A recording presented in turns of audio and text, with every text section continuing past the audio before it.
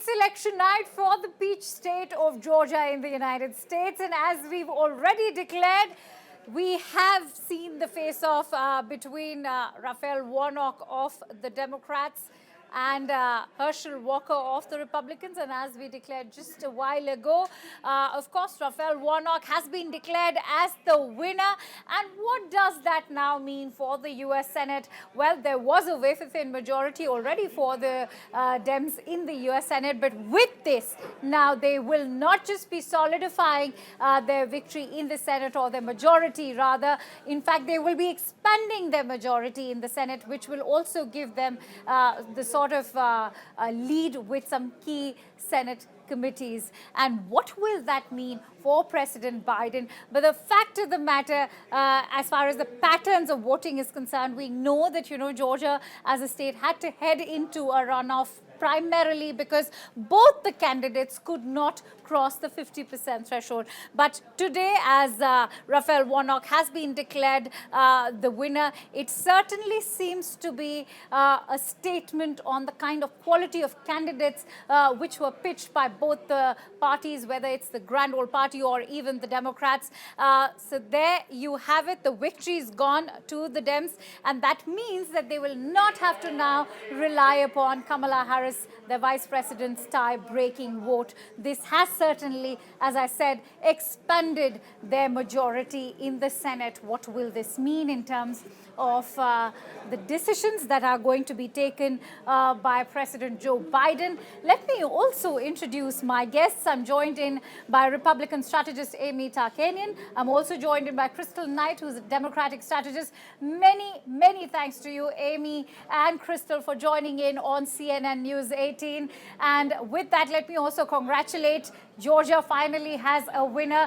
and I'm sure both of you will be on the same page as far as victory is concerned. But if I may begin with you, Crystal, what will this victory now mean for President Joe Biden? Yes, thank you for having me. This victory will mean that now that there are 51 senators, Democratic senators in the Senate, many of the votes that are coming up don't have to be tie broken by Vice President Kamala Harris. And the other thing that this means is that when the president is trying to get key legislation passed, like Build Back Better, and you have two senators or one senator like Joe Manchin of West Virginia holding up a critical vote, something that, is within his party, it means that he becomes irrelevant. So really what this victory means tonight, it just seals the voting power of the Democratic Party led by our Senate leader. And that's the good news for this race tonight. Right. Amy, if I could bring you in on this, do you think those who chose to vote for Governor Brian Kemp have in fact withheld their vote as far as Herschel Walker was concerned? Well, it's very interesting because whether if you like Senator Mitch McConnell or not, which I'm not a fan, but he did give a warning, and I did agree with his warning, where he questioned the quality of candidates.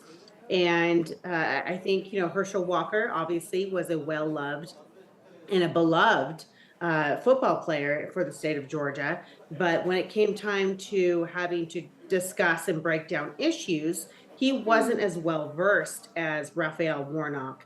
And whether if you agree with the issues or not, on the left or the right, Raphael Warnock, as a pastor as well, is able to express his opinions much more clearer, much more distinct. Right. Than Herschel Walker was. And so I am not surprised, actually, that Raphael Warnock is the winner. I actually called this out publicly several weeks ago that this would happen.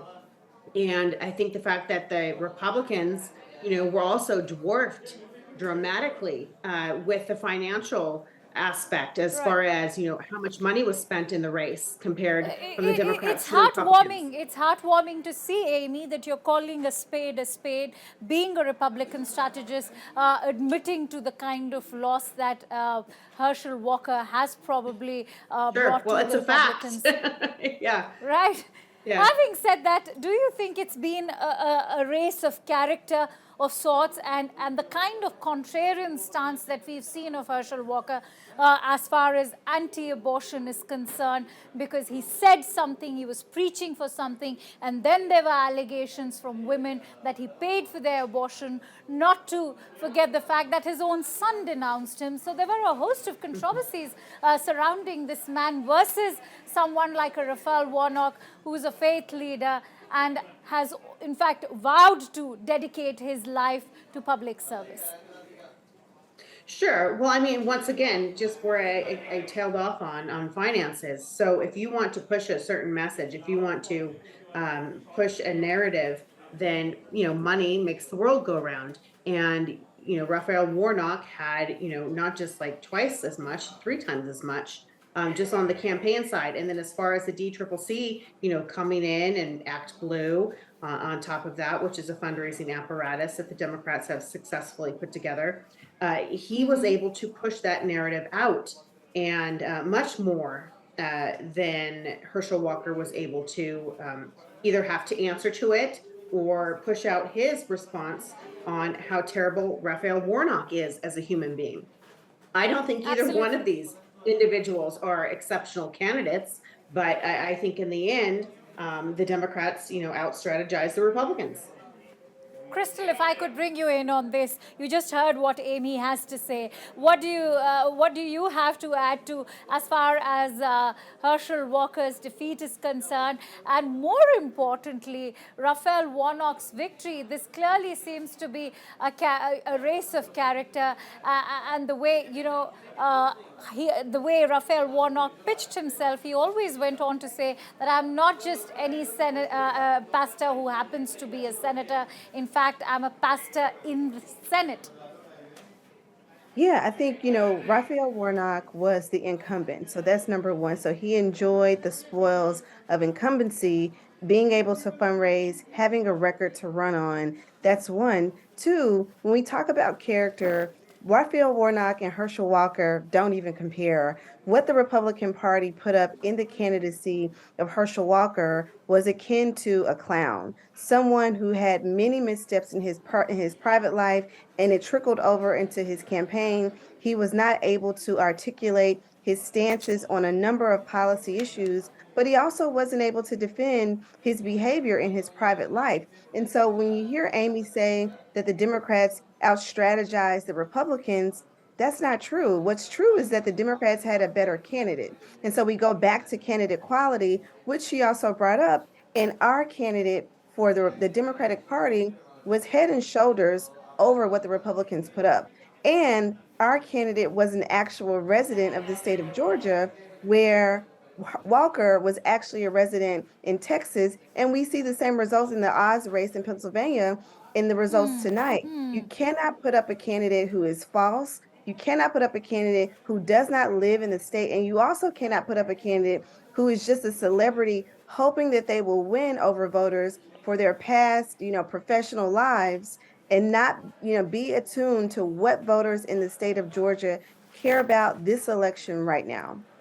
Right, and taking a cue from what you're saying, Crystal, I'm going to take my next question from Amy. Amy, you heard what Crystal has to say. The fact that, we've seen Donald Trump support certain candidates, whether it's a Mehmet Oz or even Blake Masters, we've seen both of them lose. And now Herschel Walker also was someone who was being supported by Donald Trump. Do you think that Walker's loss has sort of amplified the loss that people, the loss of faith in Donald Trump's leadership primarily?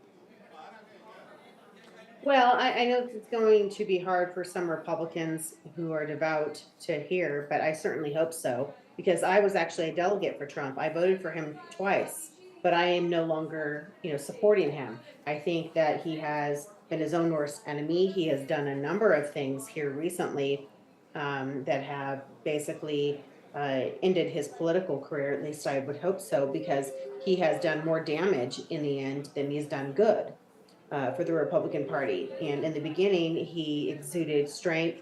He brought, he told people how to speak up, speak out, how to have a spine. And then it spiraled quickly I would say once he surrounded himself with grifters and in January 6th, and I mean it just all started piling up. And then now that he's having dinner, with people like Kanye West and Nick Fuentes, the anti-Semite, I mean, whether if he knew who Nick was or not, he's making really bad judgment calls. And so I think it's now trickling down to the candidates that he supported. And the fact, too, that a number of candidates, and not Herschel Walker, but there's a number of candidates out there who thought that emulating his misbehavior was going to be their winning ingredient, right? So you had people who had foul mouths, people who were harassing, bullying, and they thought that that exuded strength. And in fact, it backfired. So no, I'm ready for a new nominee. We have a deep bench on the Republican right. side. So I'm excited for the possibility of a new person. This is a very interesting trend, in fact, that has emerged out of the recently held midterms and even in today's runoff that we've seen or witnessed in Georgia. Crystal, do you think that Donald Trump and what happened earlier as far as Capitol Hill is concerned has cost the Republican voter base mighty? Absolutely. I think, Donald Trump is tainted. There was a report that came out today that said, many of his companies in the state of New York were, they were found guilty of tax fraud. And while the president was not, specifically, or the former president, excuse me, was not specifically indicted, all of the news surrounding his business dealings, January 6th, Mar-a-Lago, and so on, those things have really hurt the Republican Party. It's weakened the Republican Party, and it's also weakened Donald Trump himself. On top of that, we've seen former President Trump, push the big lie, push election deniers to run for office. And many of those folks lost in the midterm elections in November. And so when you continue down a losing narrative, you can't help but wonder why the Republican Party is so divided, why the Republican Party continues to have bad quality in their candidates, and why we're here where we are tonight with Raphael Warnock, the winner in this Georgia Senate election. But absolutely, many of the problems that have faced this party over the last 12 to 18 months are directly linked and tied to the support and the cult following of former President Donald Trump. All right. So I think the recently held midterms, it would be safe to say, and today's runoff in Georgia has been quite a remark on the kind of faith that people have been bestowing in Donald Trump's leadership. Before I quickly end this, Amy, if I could come to you for what to expect next as far as the U.S. Senate is concerned. What will this mean for President Joe Biden's nominees? In fact, let me take that from Crystal first, and then Amy, I'll let you have the closing thoughts. Well, I think what it means for President Biden's nominees, we should see, hopefully, many of his judicial candidates get pushed through. Now the president has a little bit more wiggle room in what he can accomplish in the next 2 years leading up to the 2024 midterm elections. And this will be the prelude to hopefully a re-election campaign that will see the president even more invigorized, based upon these wins in the midterm elections. And if there are tangible wins, legislative wins that this administration can accomplish in the next 24 months, then the 2024 election should go into the Democrats' favor. Absolutely. Amy, if I could have your closing thoughts on this, because now this clearly, the wind is in a different direction. It's certainly not it's not marching towards Donald Trump for sure. Does that mean that Donald Trump will be facing stiff competition in the upcoming presidential race? I certainly hope so. And I don't think President Biden was made president because he was an exemplary option. I think it was really because people were exhausted, from President Trump. They were exhausted. And so I think the nation is now looking for somebody who has strength, who follows through with their promises, and maybe even with the American First policies implemented, but in a different package. Somebody like a Governor Ron DeSantis or a Governor Glenn Youngkin or Right, right. or just somebody else to present it. And then I think, then the nation will be ready to move forward. But, the Democrats did a good job on this, and they should pat themselves on the back. This was a big win tonight for them. And I'm glad you're being such a terrific sport about that. Thank you so much, Amy and Crystal, for joining in on this discussion on CNN News 18. It's been a pleasure to speak to you as always. Thank Thank you you. for having us.